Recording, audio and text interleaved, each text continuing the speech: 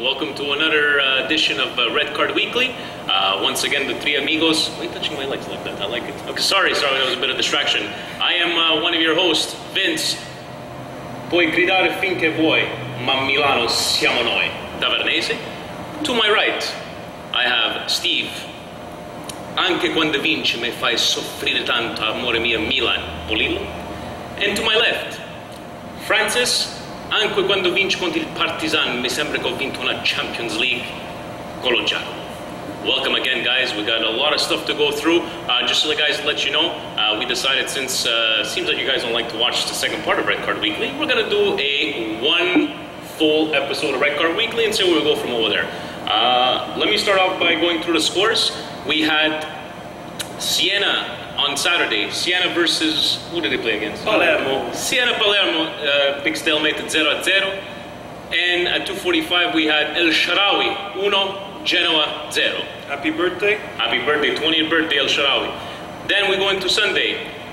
Bologna 1, Inter 3, Catania 0, Arbitri 1. But if you guys don't know, Arbitri means Juventus. Napoli 1, Chievo 0, Pescara 0, Atalanta 0, Fiorentina 2, Lazio 0, Torino 1, Parma 3, Roma 2, Udinese 3, Sampdoria 0, Cagliari 1. So it's your scores from this week's Serie A. Where are we starting off? As you can see, like this week, there was no big matchups, no eye-catching matchups, but we can't start the show without talking about the Juve Catania game and the controversial calls again. Guys, why does it always go on Juve's side? They're always on the right side of the calls, and this week, not once, they get 2 calls in their favor. You know what? This is nothing taking away from the great team Juventus is as we speak. Forget our personal views, how I call, Rubentus, because solo rubare, sapete solo rubare. If you got Gazzetta dello Sport, Corriere dello Sport, Goal.com, Sport Media Set, and I could go on and on saying... Tutto Sport, no. Tutto Sport, no. Tutto Sport is the only one that said Juve grandissimi in prima troppo forte. All the other newspapers, they're all in agreement. Juventus win with le polemiche and a lot of controversy. So, you know what? The offside goal, Vidal, okay, it's a foot, we can give you that much, but guys, Bergessio's goal, what happened Not there? even close. I don't get no it. Call. They showed replays after replays. The crowd wasn't too happy. They had to call the cops in to calm the crowd down. They called the goal. The linesman called the goal, and then because who started screaming over there? Obviously not Conte because he's not there. And then he reverses the I don't get this, man. There's Steve, 6 referees. Is it a coincidence, or you still think there's something going on? Or I have no words to explain what I saw today. Unfortunately, this always happens. Like Francis said, it's in Juve's favor at all times. Right now, I am so angry because it's so hard for the teams because they need to catch up to Juventus and get them off that podium in the Serie A title that they can't because every call is not going. You know what sucks, guys, is like you think they would start dropping points, and every time you think they're gonna start dropping points, they get a call, they end up winning the game. So it's like nobody could get closer. Inter was winning 5 games in a row, and it seems like every time you think, all right, we're not getting closer. So we're gonna have to take care of business next week. How do you? We're talking about Juventus, so you're gonna mention the 5 wins of Inter in a row. Who cares about Inter? Hey, it's 5 wins in a row, and we're still not getting closer because every time they seem to be getting a call just to keep that spread there. It's keeping it safe. So it's just, I'm getting fed up too. I'm a bit discouraged. Okay, but because I admit Inter is not a great team. So all the points that we can just come and get, we're not getting that thing. No, but forget even. Okay, the Juventus was bad as it is, but even the Roma game, guys. The Roma games against Udinese. Yeah. Questionable call. Roma is playing better. I think Zeman is starting to get his philosophy imposed on the team. But again, Udinese scores that goal, penalty shot. I didn't see it. No. Guys, it's unbelievable. The Serie A has gone a step further than all the other leagues and put 2 additional refs on the goal line. The ref who made that call was the ref on the goal line. He was the one in the best position, and he made the wrong call. And what are we adding referees for? I believe it's even worse from last year. And it always seems that Serie A has to be a laughing stock, always with refereeing, calciopoli, scommessopoli. Can we just have, you know what I'm asking for? 2 consecutive weeks with proper referee. Like, you know, Juventus, when they played Napoli a couple of weeks ago, refereeing was fine. There was nothing out of the ordinary. You know, there was a lot of fouls, but there was no, you know, so I'm not taking it, once again, nothing taking away from Juventus. They're a great team. This is a league that's getting stripped of all its talent. Yeah. So the product on the field already is not spectacular.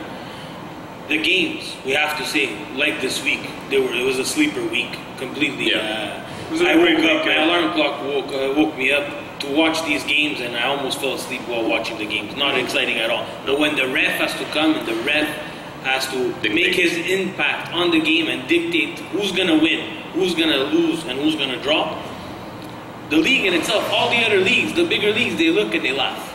Anyways, not a great week for Serie A. Let's talk about something a bit more positive. I'm not sure. Maybe Milan wins 1-0 against Genoa.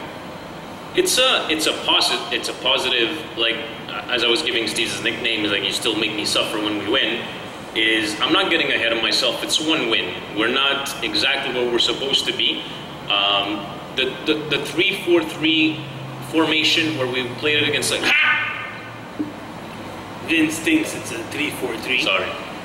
Let's get serious, guys. It's one win against a Genoa team that they changed their coach like as if we change our underwear. And it seems like all of Milan fans are not taking a look at the reality of it. Allegri, till this point, still does not know his preferred formation. He says he wants to play at 3 at the back. It's 3 statues at the back, and it's another 2 guys playing alongside them. So it's probably 5 at the back. What we got to go back to, thank you, what we got to go back to is that stick to something.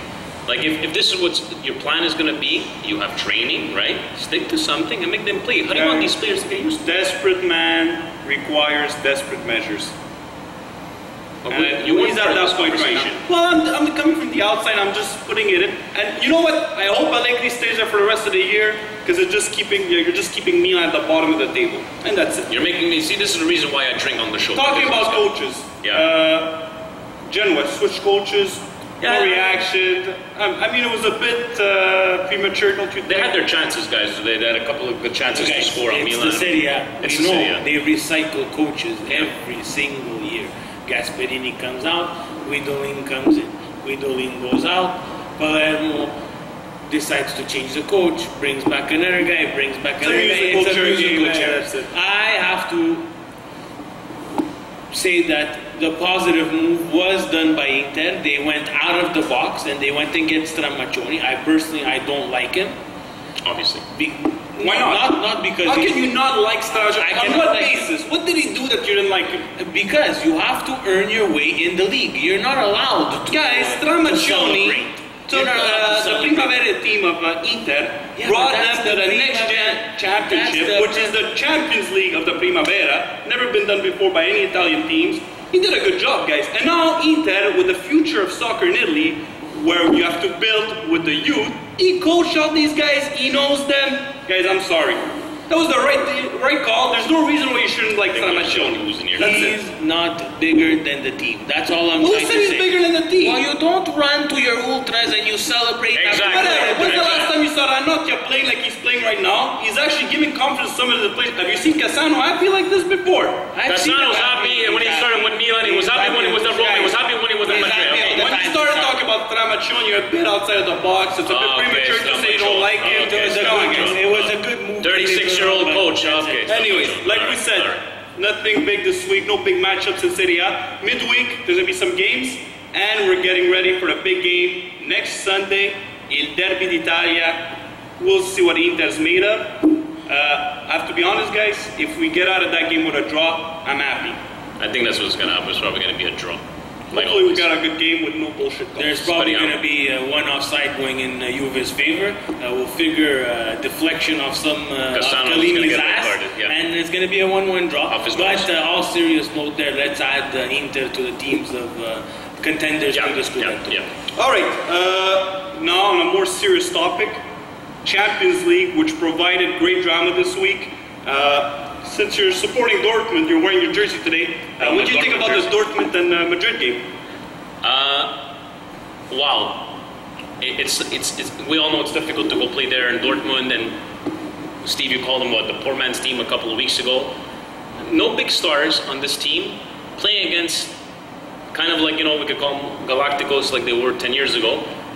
They had their game plan, they come out, and Mourinho had nothing, he couldn't adapt, or was it a one-off from Madrid? But you know what, chapeau to Dortmund, excellent game. And looking at that group of death, did anybody see them, you know, being where they are right now?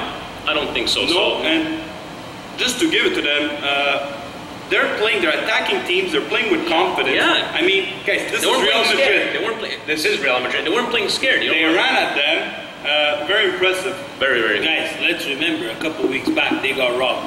Late penalty shot against Man City, and they ran at Man City as well. Yeah. So they ran at Man City, they ran at Real Madrid, Borussia Dortmund, not scared of anybody. Very well supported team in Germany. Quickly, I think when Khedira got hurt, he got substituted. I think it made a big change. It opened up the game for Dortmund. Madrid couldn't win the ball anymore in midfield. Anyways, now, after talking about that, in the same group, Ajax beats Manchester City 3-1 in Amsterdam. Wow. Manchester City's in big trouble for the second year in a row. I don't think they're getting out of this group. Steve, I don't think so either. Look, it's very hard. We're going to say it a million times over again. You'll hear it from me, you'll hear it from everyone else. Nothing is sure in Europe. That's right. A lot of the teams, like the Italian teams, it's very important for them to advance in Champions League because of the financial aspect of it. Let's face it, for Man City, it's not the financial portion of it. It's the money that's invested by these sheiks who want their team to not only win the Premiership, they want them to win the Champions League as well. Tutti cazzi piatti oggi. And there you go. Sorry guys, if you guys hear some background noise, actually my partner that walked in and decided to go clean some dishes right now. But hey, this is Red Card He's Weekly. cleaning dishes. He walked in with a woman. I think he's having a quickie. That's his wife. There you go.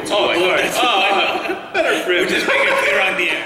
Going back to Man City and Ajax, I believe it was the coach of Ajax on Goal.com was reading, and I think this is the best header for this game was Man City had no answer to Ajax's gameplay.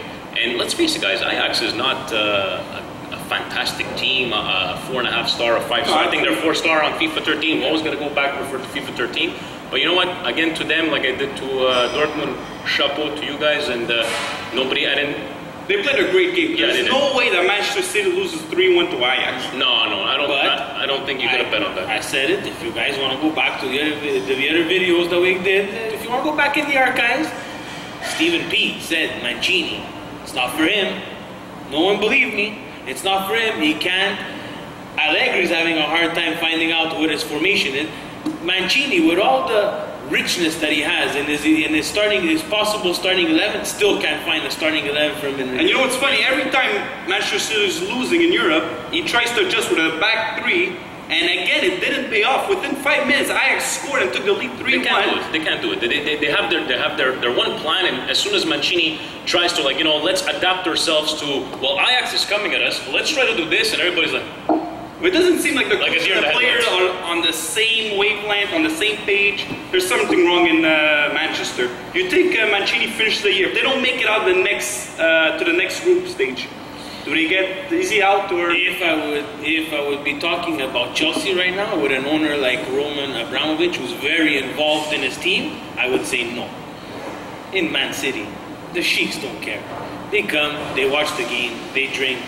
Who knows what other putanatska that they do, and he's gonna probably still be there because he's won them a championship. He's won them the English Premier League. He's won the Shield, the Degree Shield, the Community Shield, the Gambling Shield, whatever shield they call it again. And he's still gonna be there. Didn't they lose the Shield to Man United? Who knows? But he won some kind of shield. Guys, once again, the Italian teams are struggling in Europe. Juventus, because Juventus is kind of representing us, right? The best team in Italy. That's true. They go to Denmark and they tied Nordirland 1-1. In Italia, Leone. In Europa, Coglione. What the hell was that, guys? Juventus, seriously. You're playing what? I want to respect the opponent's supply, but Juventus, you should be winning this game with your eyes closed. Well, beyond the fact of not winning the game, they have 3 points out of 3 games. they're in trouble in this group. Now they have to go and beat Chelsea and Shakhtar. Nothing's guaranteed. 9 draws in a row in Europe for Shakhtar away in Russia. Never easy to play away in Russia. In Ukraine. You're separated. Yeah, but okay. You know, they're over there. It's cold. It's cold. failed. It's cold over there. You think Juve makes it out of this group?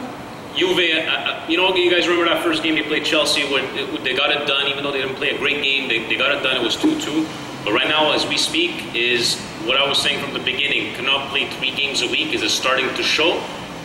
I think it is. Maybe, you know, Quagliarella, we were talking about him as being, maybe a month ago, is like, is he just going to come out of his shell, he's going to play, but hasn't done anything yet. Guys, we know Quagliarella has a history of being a one-hit wonder, and it's exactly what happened. The thing that I don't understand is against a team, let's be honest, like we said, far weaker than Juve. Yeah. They didn't dictate the game of the play. They didn't want to play the way they usually play. They dominate everybody in the league when they play the way they want to play. Yeah. Where would Nordirland, where would you compare them to a team in Italy, basically? La Regina. But just saying, they're not in that top 12, top 14 team. It would be like a Siena Palermo. Yeah, actually, yeah. So why are they having problems beating these teams? Why are they having such problems in Europe? Okay, because the referees in Europe are not the same as the ones in Italy. They can't be, pro Juventus. I think that's the best explanation. No, I don't know, guys. Really, I don't have any explanation for Juventus. You know what? Deep down inside, yes, I would like for these Italian teams to pass so we could have more spots. But if they continue playing like this, one of the teams, Juventus or Chelsea's in trouble. Shakhtar's leading the group right now, so we'll see. Next team, Milan loses to Malaga, but they played a pretty good game, I have to admit. They played a pretty good game. It was a Champions League away game. They played them back-to-back. The third game was always back-to-back. Look, it's the Milan. One mistake. Acerbi looked like he was playing in AA soccer and didn't understand where the ball was going, and it ended up in the back of the net.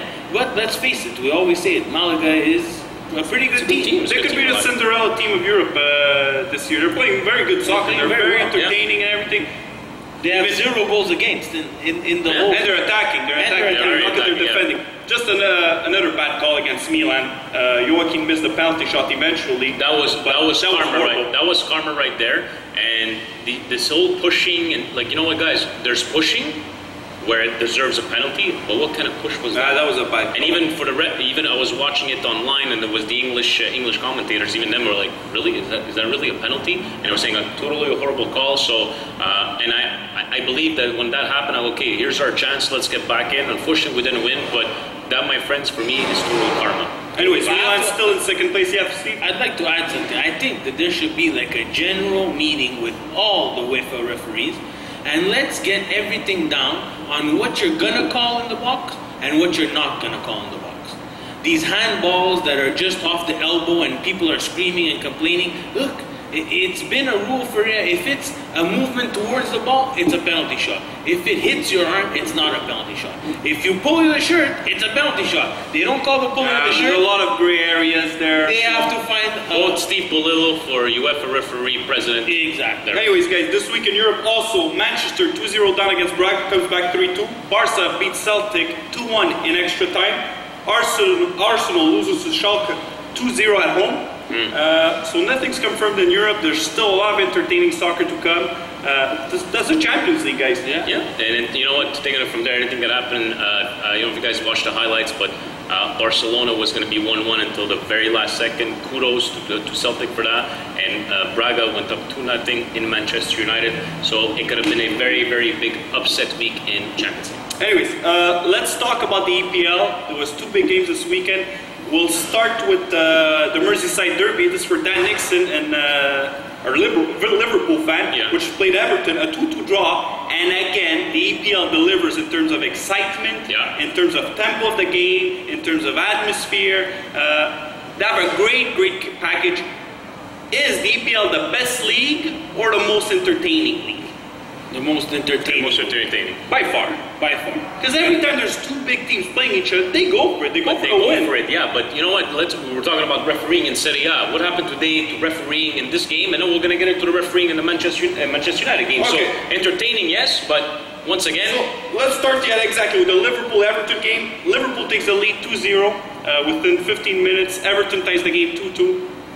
and who scores Suarez, and he has to do a show again. He goes and jumps in front of David Moyes, throws it. He's a bit of tease. He was lucky not to get a yellow on that play. He was, he was just basically saying, "Oh, you guys call me a diver," and I don't know if you guys were paying attention to the actual chants. He was getting abused by the fans. So you know what? If you got away with it, Suarez, good for you. You weren't disrespectful. You just, you threw yourself on the floor and said, "Hey, I'm a diver. This is what I do." But I have to give it to the guy. He's a big game player. Oh, Every big game, this guy shows up. Wouldn't you love to have him on a big team in Italy? Suarez would be amazing on a big team because not only is he a big game player, but when there's a big game, he makes everybody around him better. Hey, he made Andy Carroll's goals. Anyways, I'm just a bit surprised because Everton has a lot of heart. They don't have that much quality. Liverpool didn't play their game. It's like they got influenced, they got dragged into it. They played at Everton's tempo, a lot of garbage in the game. Anyways, made it an exciting game. But that's because Everton is a very physical team. It's every English Premier League team says it. And when you go play against Everton, you're coming out of there, get the ice pack ready because you're going to be ready. Anyways, Everton looked very dangerous with the Belgian player Mirallas that gave that kid Wisdom a hard time the whole game. He got injured. I think that changed the game because Everton started picking up the tempo, and every time they were attacking on the left side, it gave Liverpool a really hard time. Anyways, after saying all of this, Suarez scores to make it 3-2 at the end of the game. Goal disallowed. That seemed clearly a good goal.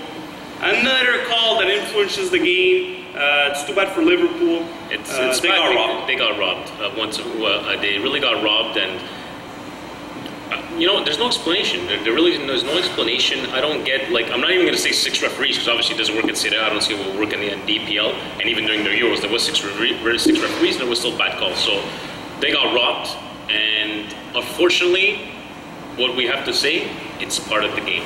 Unfortunately, it is, and we have to live with it as fans of the game, that we have to look at this stuff. And I want to throw something out to you. Go. Let's say we replace Suarez with someone else. Would the call have changed? Let's say we put Steven Gerrard in his place. It wasn't a diving call. It was an offside. Could have been. But would it have changed? I say yes. You say yes? I say yes because Suarez is labeled as a diver, even though sometimes he doesn't dive and he takes a beating during the game. He does. And yes, unfortunately, that is part of the game. People do extend and try to get every inch on the pitch, and they do dive. But it's the ref's duty to decide when it's a dive and when it's not a dive.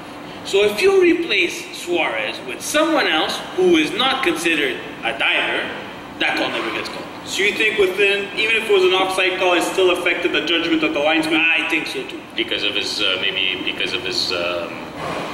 demeanor. This is his reputation. And they are convinced not to make this guy succeed in the English Premier League. They can't stand if this guy will be the best player in the English Premier League.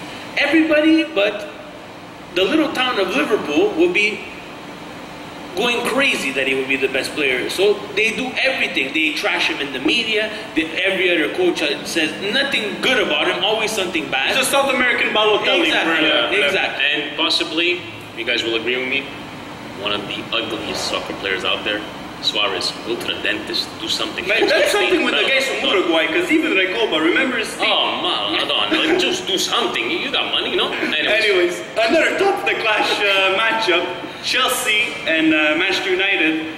Chelsea were top of the table. Manchester United ends up winning the game 3-2. Vince? Started watching that game, and as soon as it started, I believe, you know what, they called it the Sideshow Bob own goal, but it was all Rooney giving it to, what a strike by Van Persie. 1-0. Then, a couple of minutes later, another goal by Chelsea, and both goals I saw is that, whether it be Sideshow Bob, Gary Cahill, Ivanovic, there's no talking. And I relate back, John Terry's not there. And John Terry's not the greatest defender in the world, but John Terry's there to, communicate and tell them where they are. If you guys pay attention to the second goal, you'll see that Cahill realizes probably the last second, somebody has to go mark this guy here, and he forgets, and then he's all got so confused, and Sideshow Bob is there, I don't know, with the hair flying in his, but what happened after that? Di Matteo looked at his bench. He's got the little dimmer over there, and he went like this. and he went full blast. So basically, Manchester were winning 2-0. The dimmer goes out out. on the dimmer.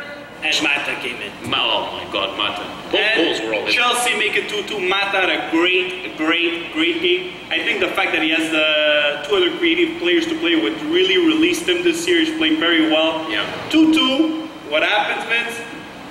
The referees do it again. Well, okay. Ivanovic's red card, yes, because he is the last man who was there, Ashley Young.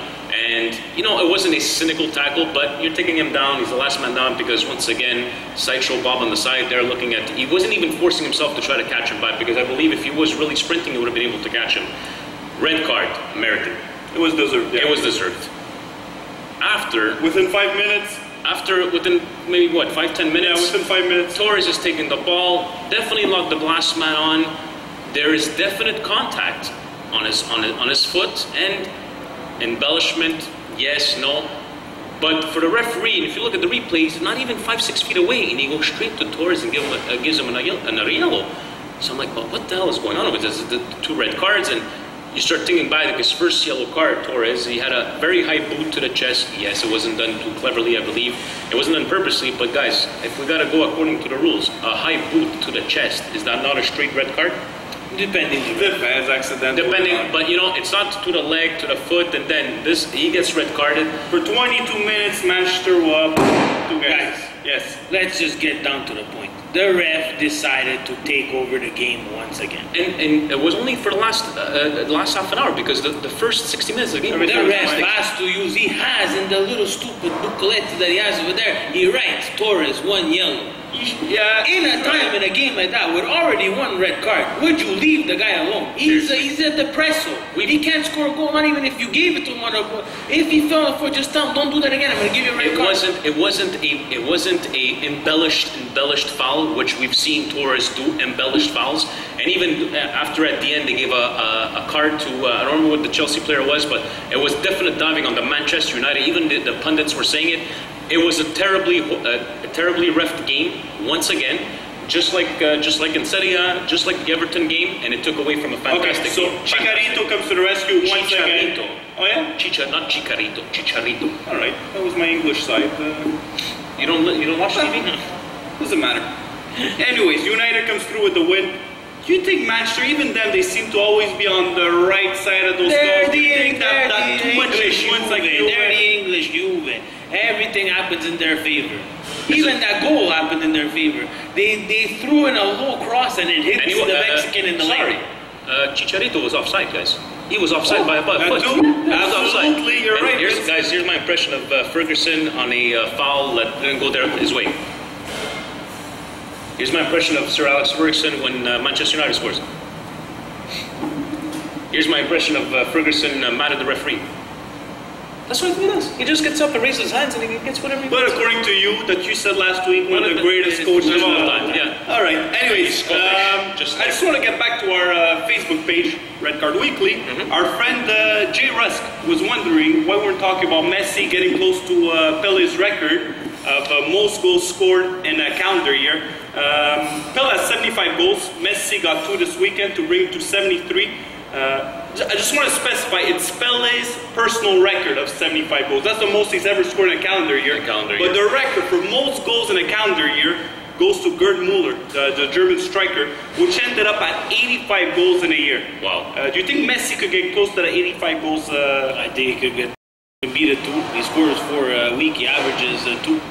So it's gonna happen. What I had answered on the page is that, you know what, not taking anything away from both players, but I was answering Jay, one of my buddies, who said, you know what, Pele, the years that he did it, you know, the balls weren't this kind of balls as today. The soccer cleats weren't like this. The amount of training. Did he play less games too? There's also many different competitions. I believe he should be able to break it. But I don't think we'll ever be able to say Messi is better than Pele, Pele is better than Maradona, Maradona is better than him, and they're all players for their era of soccer. It's just that now we're comparing with an actual number, an actual figure. That's why. And Gerd Müller, a little fact on the side, guys, one of the only players in history to have more goals than he has caps for his national team. I believe he's got 67 goals and 64 caps for Germany. Unbelievable. Wow. Yeah. Anyways, Vince, bring us to the question of the week. Thank you, Jay. Thank you. Now let's go to the question of the week. We got some comments regarding our question last week about racism. This week the question will have to do with officiating, since what we saw this weekend was pretty much horrible across Europe. Yeah. Vince? You know what, guys? Do you think that there should be a committee formed for all federations, would it be Serie A, would it be UEFA, would it be La Liga, a committee that reviews all of these calls that are, controversial, and maybe, suspend these referees. Make them accountable. Make them accountable and say, you know what, you made this mistake here, go referee in the second tier for a couple of weeks, maybe a month, and maybe you'll think about what you did, because... Send them down to the minors. Send them down to the minors. Guys, I don't know how many years there was. Hockey, there was 3 refs, then there was 4. Would you put in maybe another ref on the field, 2 of them, stuff like that? So let's hear your comments about that, because controversy in soccer, I don't think we're ever going to be able to eliminate it, but I think we could try to reduce it a little bit. If I could add something to it, I would also like to know what they actually saw on this call, why they made that call. They always hide behind the referee committee, never able to speak to the media. The public sometimes wants to know what they saw. Maybe they should have a mic and say, on that call, I saw it. Anyways, guys, the Impact played their final game this weekend. Great season for the Impact, an expansion team, 12 wins. And I'm just happy that we have an owner that actually cares. So thank you, Mr. Saputo. Great stadium. Thank you. Great team. Hopefully next year we'll be able to get a couple of top players. And let's hope so. But we are expecting a lot of great things from Impact next day. Allez l'Impact. Anyways, finally, with our red cards of the week, Steve, your red card of the week. Oh, guys, honestly, when my red card of the week comes from my wife, it's time to stop. You players putting one name. We don't even understand the names that you put on the back of your shirts anymore. You put your last name and that's the end of that. Unless you're Brazilian. Unless you're Brazilian. Or unless your last name is 16 letters. Whatever, still fine, make the font smaller, but stop. In Roma, there's Papastikolopoulos, there's Stipitis, there's this, there's that. Guys, it's your jersey, you represent this team. You want to not make it a laughing stock and just put your last name. Anyways, I'll put my red card of the week. That goes to the EPL in terms of teams, tactical awareness, horrible defending. It seems as if in England, there's no such thing as a defensive midfielder that's able to cover, to shadow as defense. I saw between those 2 games this weekend, guys, Manchester and Chelsea are top teams. And they can't do it. Horrible defending. There was space everywhere. My only question is why, how come Italian teams, when we play against English teams in Europe, we have such a hard time scoring goals on them when we're down there in England? That's my only question. Because it seems like everybody could do it. Stoke could put 2 past United, but it seems that when Juve would go to United, they won't be able to score 2. Anyways, when it matters. Vince, we'll go with your traditional 2 yellows. My 2 yellows. Let's go. Sorry, guys, I have a lot to say. Again, first yellow, Presidente, Silvio. One of my yellow cards goes to you. Fortunately, you come out this week with your big press conference that we haven't heard you in a couple of months, saying that Milan needs some heart and needs La Grinta, but I cannot spend all my time taking care of Milan. What? You're saying this when we haven't won, we've won 1 game in the last 6? You can't say shit like this, that you're going back in politics, stuff like that. We need un presidente that, yes, we thank you for everything that you did in the last 25 years, but you can't say stuff like this. We're losing hope over here. Silvio, yellow card to you. But really doesn't have time because he's going to jail for a year. So. He's not going to jail. He owns the court, so he's not going to jail. And if he does go to jail, it's going to be house arrest. non va al calcio. Non va al calcio. And my second yellow goes to the FIGC that decided after 1 year, when Juventus won the Scudetto last year, and on the team bus you had Giaccherini with the sign Il gol di montare mente di l'inculo. Uomo di merda, Giaccherini. You guys decided after a year to go give him a penalty. I think he's going to do a couple of games of suspension. Like seriously, you couldn't do that before. So Giaccherini, il gol di montare te mette tu in culo. All right. Well said, Vince. Anyways, guys, we'll see you next week. Giaccherini. Please go check out our Facebook page, Red Card Weekly, our Twitter account. And next week, the big game, Il Derby d'Italia. Hopefully, Inter wins this game, and I'll be able to show off again. I think I'm going to be cheering for Juventus. So. Anyways, everybody, ciao. See you soon. We'll Ciao. see you. Bye. Ciao.